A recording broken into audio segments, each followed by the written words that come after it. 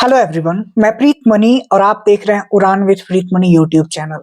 दोस्तों, बहुत सारे ऐसे कैंडिडेट्स हैं जो इस साल बीसीईसीई या फिर आईसीआर का एग्जाम दिए थे और आपका सिलेक्शन किसी भी कॉलेज में नहीं हो पाया। तो कुछ ऐसे भी कैंडिडेट्स हैं जो छोड़ दिए, किसी अदर ब्रांच में एडमिशन ले लिए, लेकिन बहुत सारे ऐसे भी स्टूडेंट हैं जो सोच रहे हैं कि नहीं, मुझे एक साल और तैयारी करके अच्छे तरीके से आईसीआर या फिर बीसीईसीई का एग्जाम देना चाहिए। तो इसी को लेके आज इस वीडियो में हम आपको बताने वाले हैं कि बीसीईसीई 2024 के एग्जाम के लिए आपको कैसे तैयारी करना है और तैयारी के दौरान आपको क्या-क्या गलतियां जो है वो नहीं करना है, जिसके कारण हर साल बहुत सारे स्टूडेंट का सिलेक्शन नहीं हो पाता है। बहुत माइनर माइनर मिस्टेक है, लेकिन वो चीजें आपको अपने तैयारी के दौरान नहीं करनी है। दोस्तों, किसी भी एग्जाम के तैयारी को स्टार्ट करने से पहले उस एग्जाम के सिलेबस को आपको देखना चाहिए।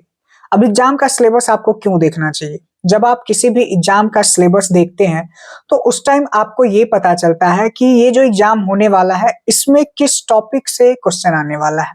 मतलब कि क्या चीज आपको पढ़ना है, क्या नहीं पढ़ना है। स्टूडेंट जनरली क्या करते हैं, सिलेबस नहीं देखते हैं और डायरेक्ट पढ़ना शुरू कर देते हैं। तो ये गलती आपको बिल्कुल नहीं करना है। स्मार्ट वर्क आपको करना है। बहुत सारा ऐसा टॉपिक होगा जो आपको छोड़ना पड़ेगा। तो इसलिए आपको सबसे पहले सिलेबस को देखना है और जो जो सिलेबस में दिया हुआ रहेगा जो टॉपिक, उसको आपको पढ़ना है। फर्स्ट आप सिलेबस आप लोगों ने देख लिया, उसके बाद आपके मन में ये सवाल आएगा कि किस बुक से पढ़ें। मार्केट में बीसीईसी के नाम से बहुत सारा बुक आपको मिल जाएगा ऑब्जेक्टिव टाइप। स्टूडेंट जनरली उसको जाके परचेज करते हैं और उसको रटना शुरू कर देते हैं। ऐसा आपको बिल्कुल भी नहीं करना है। ऐसा आप करते हैं तो फिर आप फंस सकते हैं।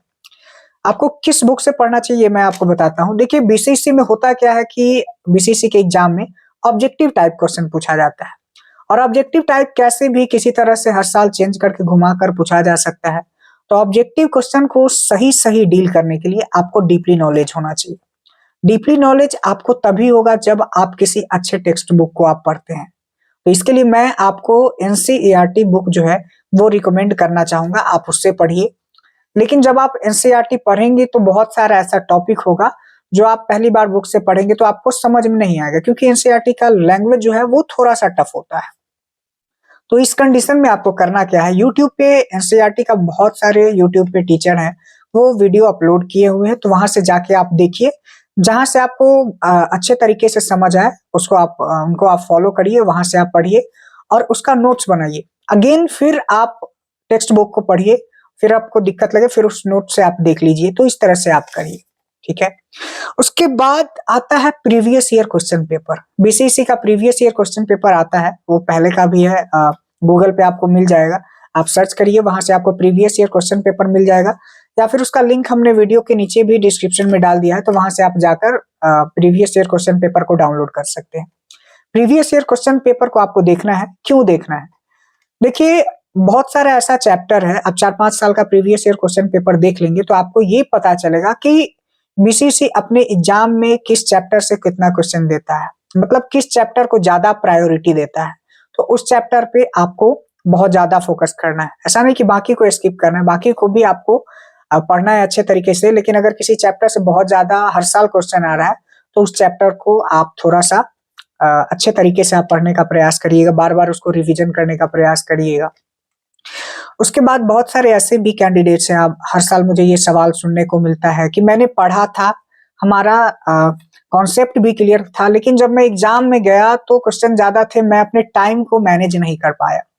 किसी भी एग्जाम में टाइम मैनेजमेंट जो है वो बहुत बड़ा फैक्टर होता है। तो टाइम मैनेजमेंट करने के लिए भी मैं आपको एक मेथड बताता हूँ जिससे आप अपने टाइम को मैनेज कर सकते हैं। अभी आपको गूगल पे जब आप जाएंगे तो आपको मॉक टेस्ट मिल जाता है। जैसे आपने किसी चैप्टर को पढ़ा, फिर उस चैप्टर का नाम लिखिए गूगल पे जाके और उस मॉक टेस्ट लिख दीजिए, तो उस चैप्टर का आपको मॉक टेस्ट मिल जाएगा। बहुत सारे स्टूडेंट को मॉक टेस्ट के बारे में पता नहीं होगा। देखिए, मॉक टेस्ट एक ऑनलाइन टेस्ट होता है जहां पे आप जाके किसी चैप्टर को डालिए, उसका मॉक टेस्ट आ जाएगा और फिर उसको आप दीजिए और उसी टाइम आपको टाइम भी वहां पे सेट रहता है और एग्जाम की तरह वहां पे आपको रिजल्ट भी पब्लिश हो जाएगा। बहुत सारा नया नया क्वेश्चन जो है उस चैप्टर से आपको सीखने को मिलेगा। तो टाइम जो लिमिट रहता है ना, तो आप कम टाइम में आप ज्यादा क्वेश्चन करने का आपको हैबिट जो है वो बन पाता है। तो इस कंडीशन में आपका टाइम मैनेजमेंट हो जाता है। तो ये बहुत बड़ा फैक्टर है। और जितना ज्यादा हो सके उतना आप रिवीजन करिए दोस्तों उम्मीद करते हैं ये वीडियो आपके लिए हेल्पफुल होगा और इस वीडियो में भी अगर आपको कुछ समझ ना आया हो, आपको लगे कि पूछना चाहिए, तो आप हमें इंस्टाग्राम पे पर्सनली मैसेज कर सकते हैं, आप हमें वहाँ फॉलो कर सकते हैं। इंस्टाग्राम का लिंक जो है वीडियो के नीचे डिस्क्रिप्शन में दिया हुआ है। धन्यवाद, थैंक्स फॉर वॉचिंग, चैनल के साथ बने रहिए।